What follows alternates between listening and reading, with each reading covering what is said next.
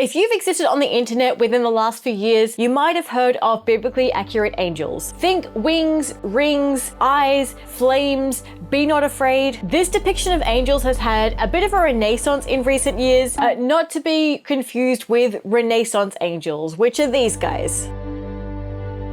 All that to say, I think the concept is pretty awesome, as you might guess from the 4 headpieces I've made before. And yet, apparently I'm not done. Hello, I'm Miss Twisted. You can call me Charlotte. I do cosplay, makeup, and other weird and whimsical projects, and I want to make a biblically accurate angel, or at least a biblically accurate angel inspired costume, so that all you actually people don't come for me in the comments. All teasing aside, I wholeheartedly welcome you guys to share fun facts about angel history and taxonomy and morphology and all that cool stuff in the comments below. Having made a bunch of just headpieces before, I want to make a whole dedicated costume this time. That means dress, headpiece, wings, rings, and far too many eyes. This project is going to be a lot of, well, it's going to be a lot. The best part about creating an original design is getting to design and plan everything yourself. The hard part is, well, you have to design and plan everything yourself. So to help me wrap my head around everything and to show you guys what I'm planning to do, I've got today's sponsor, Milanote, to help me out. Milanote is an organization tool for creative projects, and I have been using them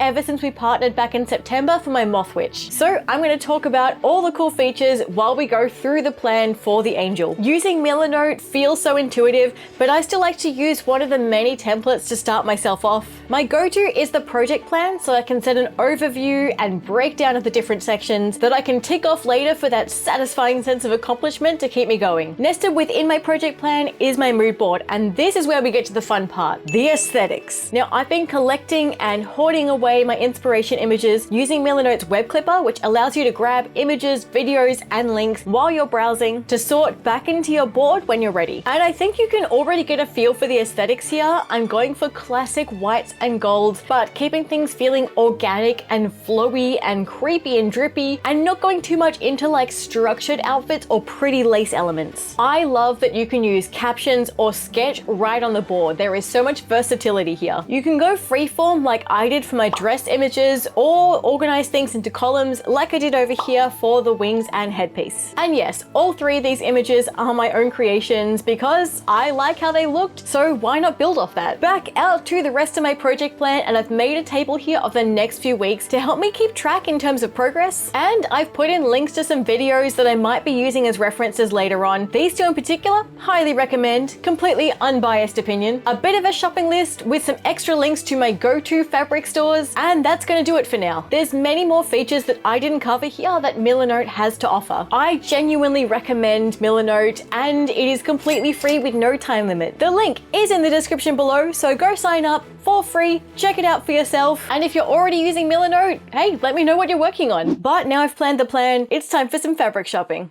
Okay, and we're back, and I have so many cool goodies to show you. I know a lot of creators like to film themselves going into craft stores and doing the browsing. I am far too anxious to do that kind of filming in public. So I've got a decent chunk of basically a white viscose. This is gonna form some sort of really drapey base dress, like a toga or like ancient Greek goddess style thing, and guaranteed to ruin the auto exposure in all of this footage. Now listen, I don't understand why it is so hard to find gold fabric. There's a lot of like pale gold, and there's a lot of like bronze, and then you'll get like just yellow. But why is it so hard to find just a nice straight up gold? Anyway, I got this, which I believe was labeled gold crinoline. Absolutely stunning color when you put it over another fabric, which is this mustard yellow cotton drill, which is gonna serve as like the base for corsets and stuff. Anyway, I also got this really nice sort of honey gold stretch velvet, a couple of gold rings, some gold wire, and some gold beads. And that's it for the stuff that I bought, because everything else in this box is stuff I already owned. Yet again, I'm feeling extremely justified in keeping my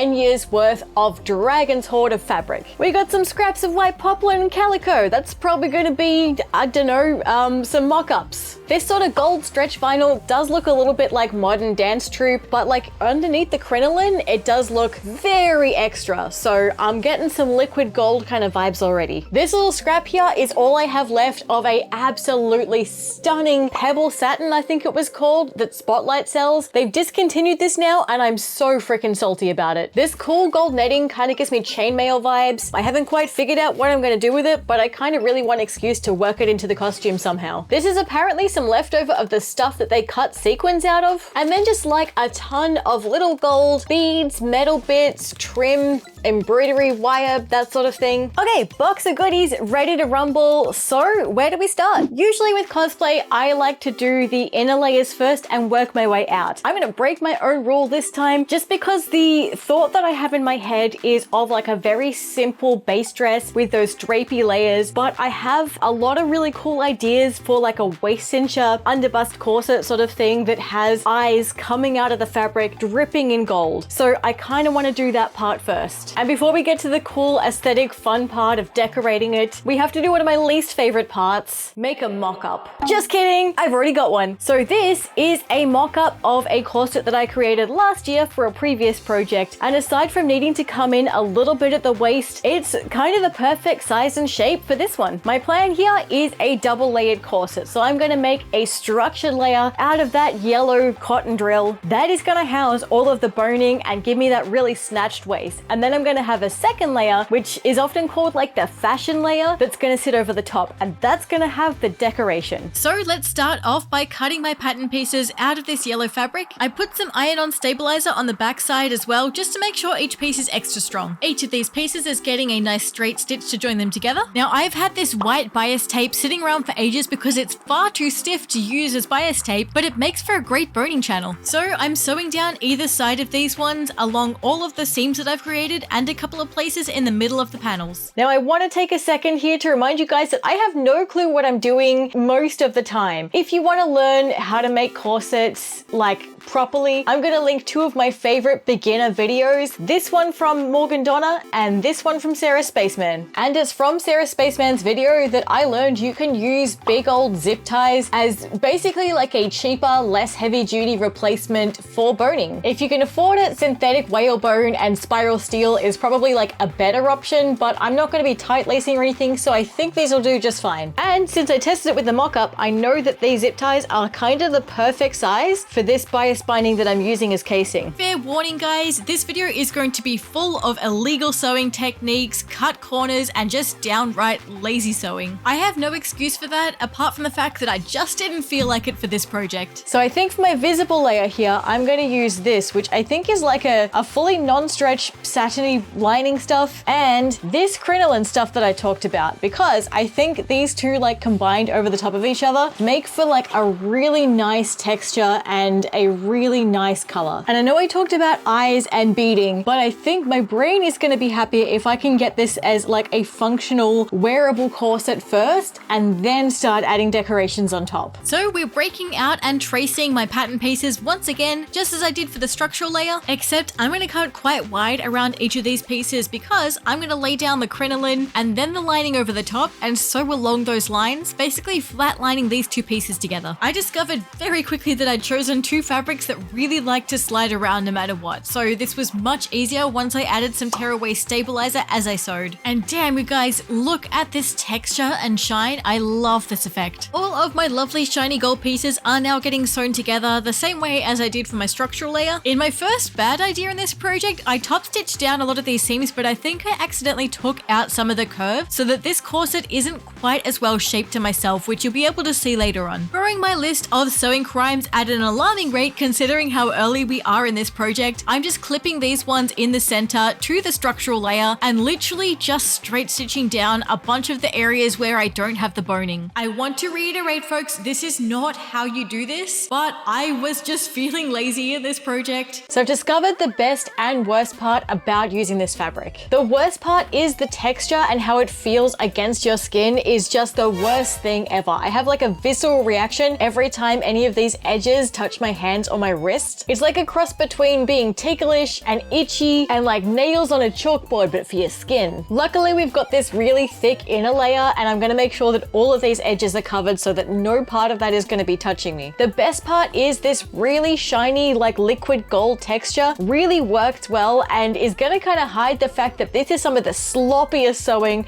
that I have ever done. I think I was just really lazy and impatient with how I sewed this onto the base layer, but trust me, by the time I'm done with this, you won't even be able to tell. The subpar sewing work, that's gonna be our little secret, all right? I'm poking some holes in the corset to attach a bunch of grommets using one of my favorite toys ever, this grommet press. One of the best things I've ever spent money on. I don't have the patience to hand sew in grommets, and for the other ones that you put in with a hammer, they are far too loud and alarming for my liking, so this is a perfect happy medium. Ever since I got this last year, I just find an excuse to put grommet into all of my costumes. This gold ribbon is from a Christmas present, and I'm going to use it as binding along the bottom of the corset. So this is a first for me. Let me show you what just happened. So that is not only a broken needle, but that is also a broken presser foot. Admittedly, this is just a plastic one because I like being able to see through it to the stitch. That is the consequences of my own hubris, because there's a boning channel in here that I thought I was just bypassing. Evidently, I was wrong. Okay. The base corset is done, ready to rumble, and that color and texture and shine is exactly what I had in mind, so I'm very happy. The binding at the top and the bottom, look, it's ugly as sin. I'm cutting a lot of corners, but all of that's going to be covered up by the end, so the only thing that it really needs to be is functional and durable. The back of the corset is also ugly and wonky. I really overcompensated for how much to take off at the back here from the mock-up, and these bits are sitting a little uneven down here. Much like when I do anything to my hair, whatever's happening at the back is none of my business. I don't see it. Okay, so I want to add some kind of eyes to these. I've literally just got like some paper. I'm just gonna blue tack onto the corset so I can kind of get an idea of where I want them to sit. Something like that. Like 5 feels like the right amount. I'm cutting out my eye shapes out of some EVA foam and some white craft foam. That EVA foam is going to help just hold the structure a little bit, and the white craft foam will form a really nice layer over the top that I can paint on. These foam pieces are going to get blasted with a heat gun, which is going to curl up those edges and to basically hold it in place and mold it into that spherical eye shape. Of course, the closest thing I had nearby was a potion bottle. I'm pressing this over the glass as it cools down to help it hold that curvy shape. For my smaller eyepieces, I just had a smaller potion bottle. I'm gluing each EVA foam piece behind the white craft foam just to help hold that structure as I paint. All right, time to paint some eyes. So I think I'm going to do like one brown, one blue, one green, one hazel, one sort of grayish color, and then see how they look. Starting out with a simple colored base for each of these irises, just using some regular acrylic paint. To give some dimension to these irises, I'm just going to start like layering up some lighter colors that kind of come into these strokes that go towards the middle. I don't know why I'm telling you this like I actually know what I'm doing. This was all just kind of vibes. Once I was happy with how the irises are looking, I'm just taking off the excess paint right in the middle to paint on a deep black pupil using an ultra matte black paint. Pause to throw a hissy fit about spilling black paint on one of the finished eyes. These are looking so creepy already. I love it. I was even able to save the hazel eye from where I dropped the black paint. And because it is Australian summer and therefore hot as balls, all of these have already dried, and so I'm going to take them outside for a spray coat of varnish. Looking very glossy, but not quite that same glassiness that an eyeball has, so I kind of want an extra layer, and for that I have some Pet G. I don't know if that's the correct way to pronounce it. I don't care. It's this plastic stuff. Basically, you heat it up with a heat gun and it kind of like starts to sink in. It's really, really hot, but if you're careful with it, you can kind of pull it over the eye like this and create like basically a coating. I'm not necessarily sure if this was better or roughly the same as just the gloss coating, but I was committed to it, so I covered all of my eyes in this sort of glassy coating. If nothing else, it'll protect the paint. Good morning, my loves. Bit of a time skip forward by a few weeks because I was down with the sickness. So if I'm still sounding like a little bit husky here and there, that's why. Anyway, my plan now is to get these attached to the corset and then use this like stretch velvet to kind of create like some eyelids above and below each one. And yes, it does bug me that it's not the same shade of gold as the corset, but you guys know how hard it is to find nice gold fabric at all, let alone trying to match shades of gold. Every single piece of fabric and trim that I found seems to be somehow a different shade. It's so freaking annoying. This project is just going to be whatever gold I feel like using. Mini rant over, let's do it. Before we attach the eyes, we've got to ditch the corset lacing. Nope.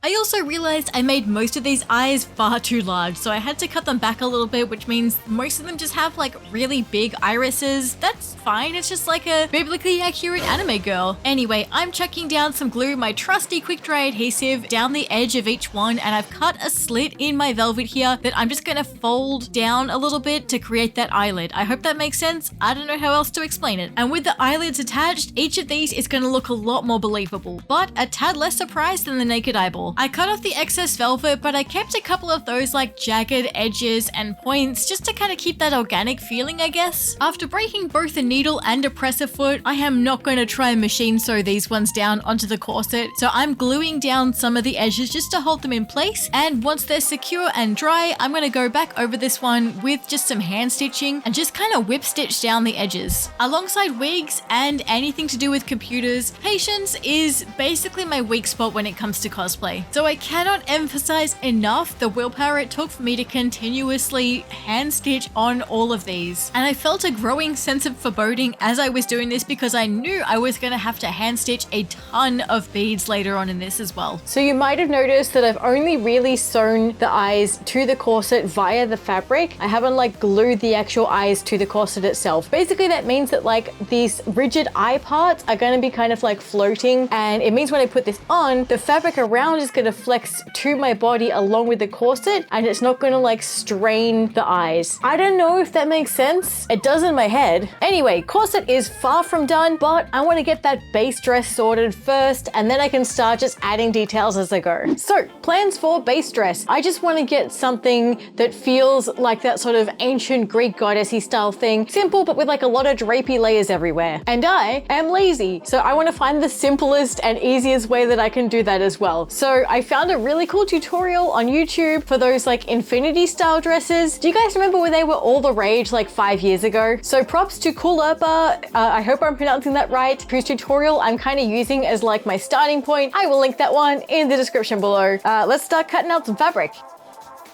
Okay, I'm not gonna be able to cut out this circle skirt in my tiny little office. All right, it's lounge room time. Don't mind the giant fluffy dressing gown in these parts. The weather decided to just drop 15 degrees out of nowhere. Very standard stuff for Melbourne weather. Anyway, I will jump at any chance to use the circle skirt because it is so freaking easy. This is basically just a giant semicircle of fabric with like a bit of a hole in the top. So I guess technically a half circle skirt. To join the two sides together, I don't own an overlocker, so I'm doing, I think it's called a flat feld seam. I also managed to make my two edges the selvage edge, so it was nice and easy to sew along it and use it as a guide for a straight line. Motivated mostly by laziness, I'm using some more of this stiff bias binding to bind up the bottom edge here rather than trying to do an actual hem. Look, I promise I know how to sew mostly properly, I just choose not to in this project. I found this thick gold elastic strap which is perfect for a waistband, so I've sewn it into a loop roughly the size of my waist.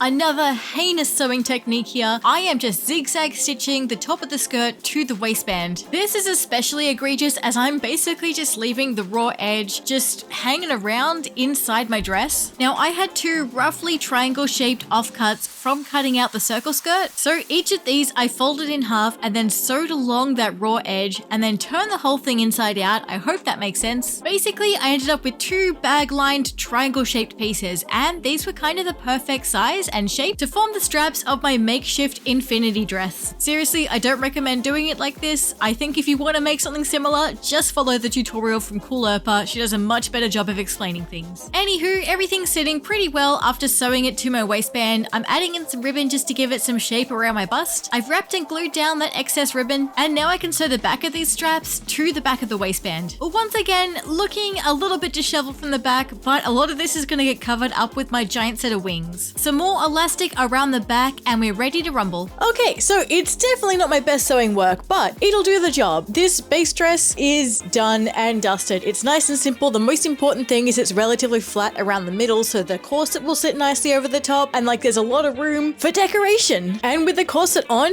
everything's sitting pretty well. Those eyes are terrifying. Oh my goodness, what am I making here? Aside from that, the base is all ready to rumble, so everything from here on out is essentially going to be decoration, and I have so many many plans for this corset, so let's get into it. Those plans basically boil down to just add beadwork to absolutely everything. I have these sort of wire sticks that you load up with beads so they can hang off things. I don't remember what they're called. Someone in the comments, please tell me what these are called. Anyway, I'm just gonna make a ton of those, and with a bunch of my seed beads, I'm just gonna add them to this gold wire I have and just make like a really long string of tiny little beads and a couple with these larger bee cone beads. I think that's what they're called. I'm gonna set aside my collection of bead creations for now because first I want to make a bunch of little feather pieces that I'm gonna decorate the waist with. If I had $1 for every time I've cut out a foam feather in the history of my cosplays, I'd probably just break even on my cosplays, let's be honest. Totally unrelated, but I do have a Patreon.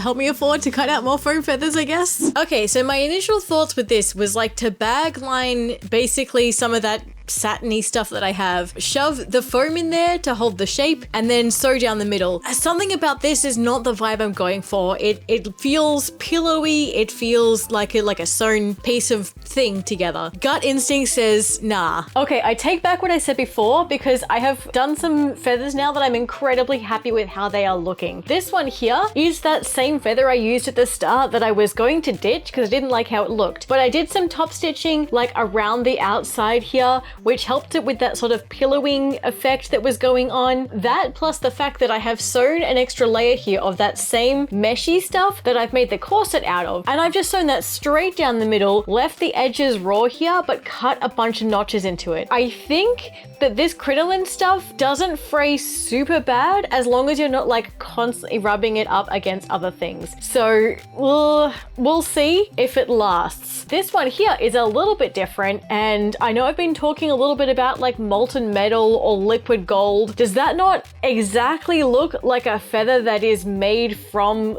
gold? I've made this exactly the same way as I made these, with the foam inside the bag lined satin and literally just sewn a strip of this acetate, which I believe is the stuff that they cut sequins out of. Right now, I'm kind of leaning towards the idea of having a wing that has like a combination of both feathers. I don't know if I'm overthinking it, but like I really like this, but I also don't mind this because this is very flashy if I made all the feathers. Oh no, I'm leaning towards using all of them like that, aren't I?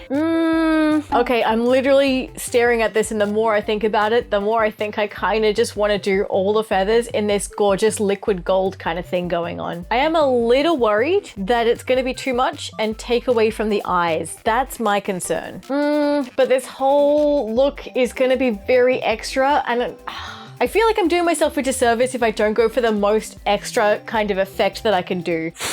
So I'm just gonna make a buttload of these. So with that decision made, let me backtrack and show you how I actually made these feathers. We've got that satin lining and I've traced over one of those foam feathers and just gonna sew a straight stitch down 2 pieces together using that line. We are gonna cut off the excess here and leaving one end that I've left open, I'm gonna turn this thing inside out. Once again, good old bag lining to the rescue. We're gonna shove that piece of foam into the feather here. That's gonna help give it some shape and body, and I'm gonna sew a straight stitch right down the middle here and then sew a top stitch down along each of these edges. And I'm not too worried if any of this doesn't come out perfectly neat because of course this is just the base layer. Then I'm going to trace out a rough shape out of this acetate stuff and then once again sew a straight stitch down onto this foam piece to sew this in place. With that piece secured, I can cut that acetate into a shape that better reflects the foamy feather underneath. And then basically we're just going to start cutting out a bunch of notches onto the side here to create that feather texture. Once you're happy with that, I'm going to add a couple more stitch lines that run down the feather alongside those notches. These stitches will pull that acetate towards the feather base and just create some variation in how it shines. With a decent handful of these ones all made in various sizes and a couple of different shapes, I'm kind of laying out 2 different pieces that are going to sit on the hips. You know, in hindsight, I could have very easily cut out all my feather notches over my bin. Instead, I have to pick up all of these little deadly sharp pieces. Real smart, Charlotte. And I'm not kidding forgetting about the sharp part. Standing on one of those is like getting a paper cut and standing on a Lego at the same time.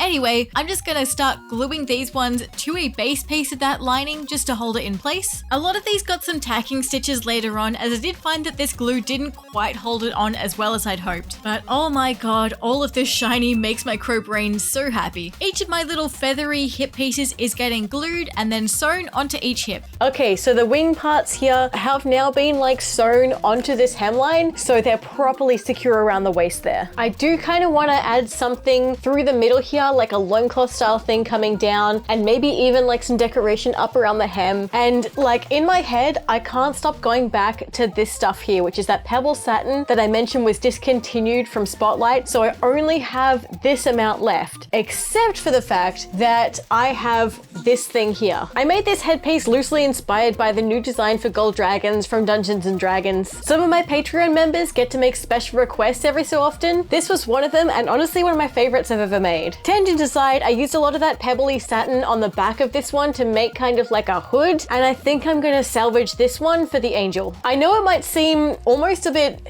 what's the word, blasphemous to destroy one of my old creations in favor of my new, but truthfully, I'm not sure when I'm ever gonna get the chance to wear this again, and at least this way I'm making the most of the materials I have rather than going to buy more stuff and throw out the old stuff. Honestly, I think this looks pretty rad even without the hood at the back. I'm cutting a nice jagged piece to sit along the bottom here, and I'm singeing the edges here with a flame. What this is going to do to any synthetic fabric is melt it slightly so it won't fray, but do make sure that you're doing this with a respirator and your window open. Synthetic fabrics mean that it's usually made out of like polyester or something similar, which might give off some nasty fumes. But this means that I can leave those raw edges visible and it's not going to fray over time, so I can keep these jagged, organic, drippy shapes. To avoid any stitch lines, I'm just going to glue this instead of sewing it down. And with that, I'm going to start sewing down some of these beads. Now, my sewing people in the comments can correct me if I'm wrong, but I believe what I'm doing here is couching. It's basically like wrapping the thread around the string of beads as I go to secure it down to the fabric.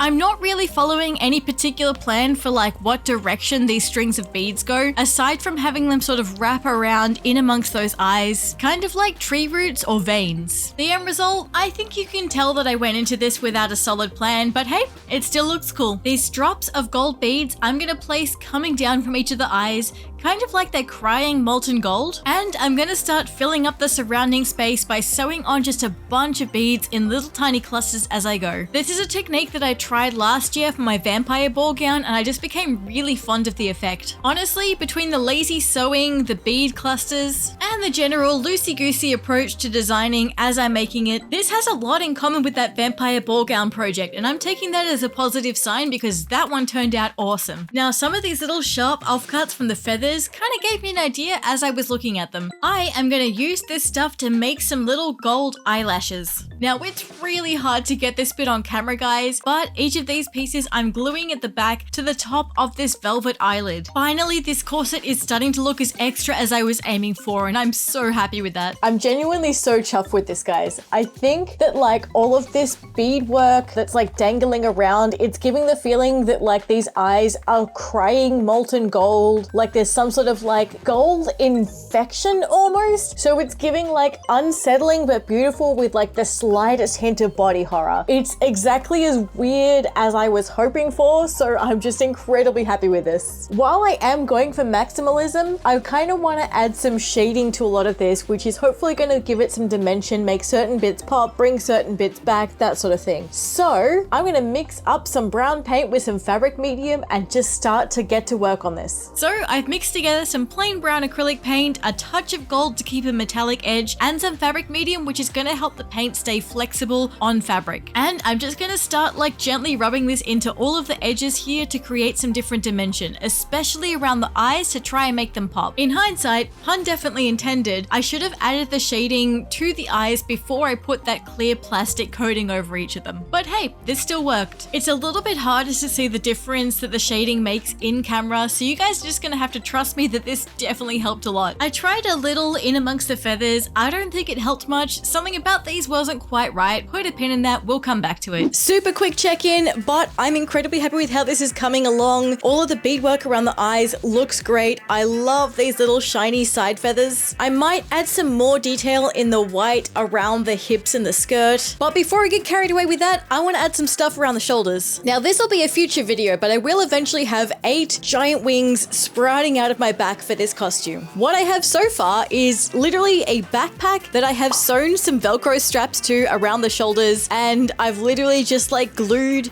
/ bolted a wooden placemat to the back of. So I need whatever decorates my shoulder to essentially disguise these straps as well. And look, I think my crow brain was just so enamored with those shiny feathers that I made for my hips that I drove a full 2-hour round trip just to buy some more of that acetate stuff, and then spent the rest of the day making a ton more of those feathers.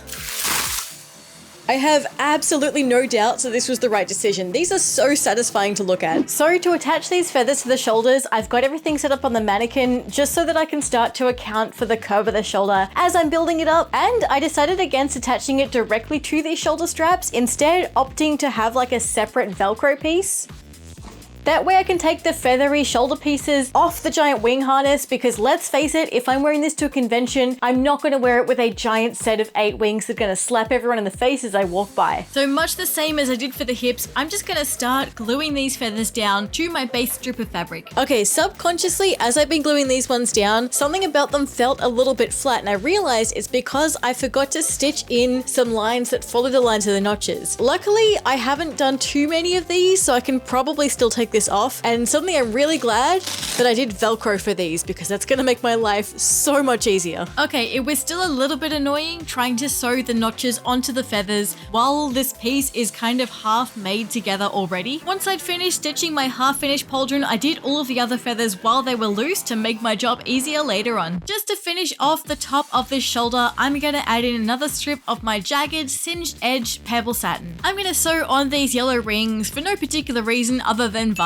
And I want to add in one more eye right in the middle of the chest here. This time when I painted it up, I remembered to do a little tiny bit of shading on the eyeball before I start to put over the plastic. Other than that, it was made exactly the same way as I've made previous ones, except using satin instead of velvet just because I was really vibing with this stuff. And honestly, this is my favorite eye by far. I don't think I'm quite done with decorating the corset, so I'm adding in some smaller feathers just to bring those up the hip a bit more, and gluing down some flat back gold crystals. There is no such thing as too much for this project. I'm going for maximalist vibes. To create some drape around my hips, I've cut my last piece of viscose down the center in this weird edge. I'm gonna bind each of these edges with this bias binding. This time the stiffness of the binding is gonna help hold that bottom edge in a really nice shape. On the top edge, the non-sloped area, I'm just gonna sort of gather these ones up by hand, run it through the sewing machine just to hold all those gathers in place. Now that gathered edge is gonna get sewn directly under the waistband here just to add some volume to the hips and create a really nice gathering that's going to sit under where those hip feathers are. Okay, so you know how I was complaining about how like gold fabric, they're always a slightly different shade of gold from one another? That is so much worse when it comes to getting any kind of white fabric. Tell me why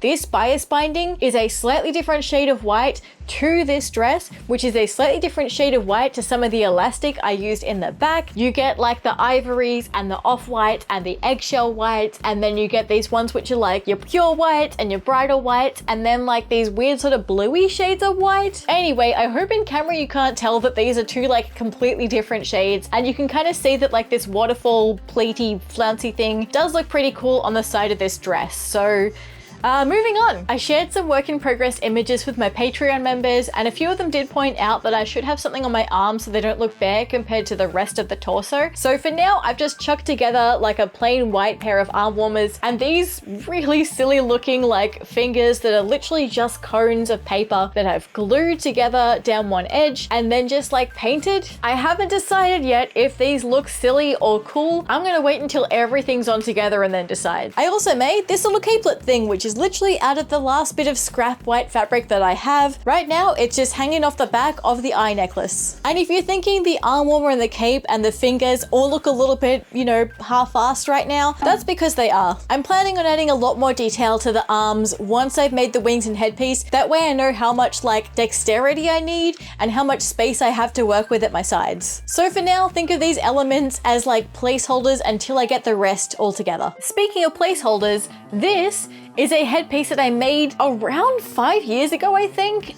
It was one of the first things I ever made that was inspired by biblically accurate angels, and honestly, even to this day, I still think it looks great. The headpiece I want to make eventually is going to be like an upgraded version of this, but for now, I'm going to wear it with the reveal of the dress and the corset and everything, just to give you like an idea of what the finished product might look like, and it's going to make for a much nicer thumbnail. There's one last tweak that I want to make to this before I film the reveal. Some of you guys are not going to be a fan of this. Welcome to my garage, guys. We're out here with all of my shiny feather parts. Now, bit of context here. I was feeling like something was not quite right about this design overall, and I couldn't quite put my finger on it until a couple of my friends and family members basically said, "Oh, cool, it looks very modern and sci-fi." And my immediate reaction was, there's nothing wrong with sci-fi, but it is not the vibe I'm going for here. I really want this to feel ancient or at least timeless. And I think having these hyper-reflective feathers just feels too new and shiny. So as much as I love these feathers being hyper-reflective and shiny, I'm going to spray these down with just a touch of a matte varnish. It's going to help just frost these up a little bit. They're still going to be shiny, but they're not going to be this like hyper-reflective stuff. The matte varnish doesn't make a huge difference. It's a subtle difference, but I think it's exactly what I was after. Particularly with the corset, I'm trying to spray away from the fabric and the eyes, and as it's drying, so far so good. I feel so torn about spraying down the feathers and taking away some of that lovely reflective shininess, but I think it was the right decision for the costume overall. All that's left now is the grand reveal, and that's gonna be tomorrow morning because it's almost nighttime here. So good night everyone, and we'll see how we go tomorrow. Even with just my cobbled together lighting and backdrop in my tiny little studio, this looks fantastic. The colors and the textures are exactly what I had in mind, and I can only imagine how this is gonna look when the whole thing's done. I took this for a test drive in my backyard just so I can get an idea of what it looks like in natural light and how the whole thing moves. The extra drapes at the hips and the arms really do a lot for the silhouette and movement of this costume too. Of course, I had to thoroughly test out the movement to make sure everything was durable and moving nicely, for no other reason than testing it out, of course. You guys, I really hope you like this as much as I did. It's a little bit of a hot mess.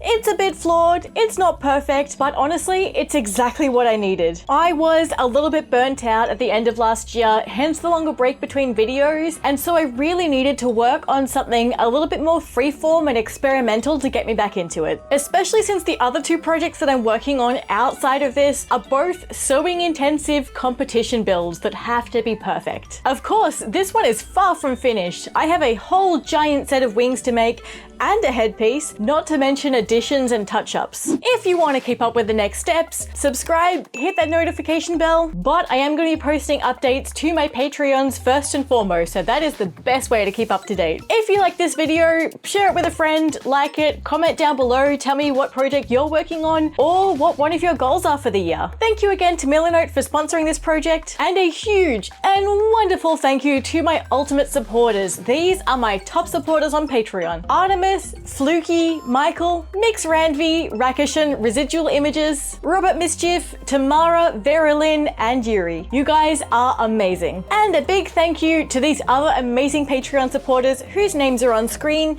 now. If you want to be as cool as these guys, come and join us over on Patreon. I post work in progress videos exclusively for Patreon and other goodies, and joining is the best way to support me so I can keep making ridiculous projects like this. But just by sharing, commenting, liking, subscribing, all those good deeds that make the YouTube robots happy, you are supporting me as well. So thank you guys very much for sticking around and watching, and I'll see you in the next video. Bye!